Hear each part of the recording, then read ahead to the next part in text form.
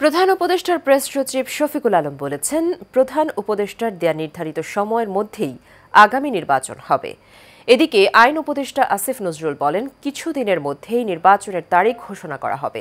আজ সচিবালয়ে সাংবাদিকদের সাথে মতবিনিময়কালে এসব কথা বলেন তারা। বিস্তারিত নূর মোহাম্মদ ভূঁইয়ার রিপোর্টে। সচিবালয়ে Bangladesh secretariat reporters forum BSRF এর সংলাপে অংশ নেন প্রধান উপদেষ্টার প্রেস সচিব শফিকুল আলম।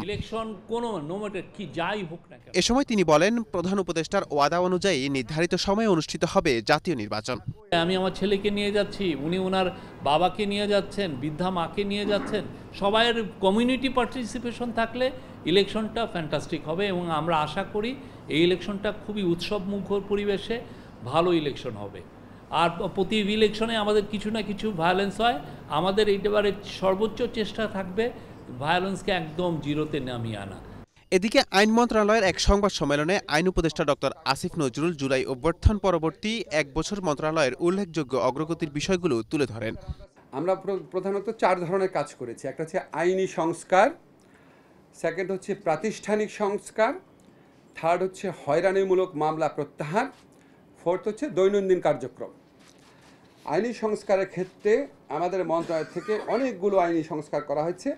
প্রথমে হয়েছে আন্তর্জাতিক অপরাধ ট্রাইব্যুনাল আইন সংশোধন। জনগণের ভোটাধিকার প্রয়োগের জন্য সব প্রস্তুতি নেওয়া হয়েছে জানিয়ে উপদেষ্টা বলেন, কিছুদিনের মধ্যেই নির্বাচনের তারিখ ঘোষণা করা হবে।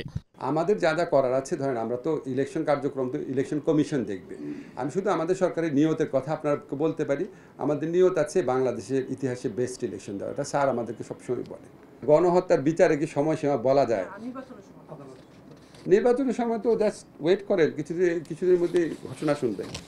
18 বছর ধরে মানুষ ভোট দিতে পারেনি, আগামী নির্বাচনের মধ্য দিয়েই মানুষের সেই ভোটদানের আকাঙ্ক্ষা পূরণ হবে বলেও মন্তব্য করেন আসিফ নজরুল। যাই হোক, আমাদের সেই দুঃখ ঘুচবে। আমরা 18 বছর যাবত কেউ ভোট দিতে পারি না। আমিও তো 18 বছর ভোট দিতে পারি নাই। নূর মোহাম্মদ ভূঁইয়া, এশিয়ান টেলিভিশন, ঢাকা।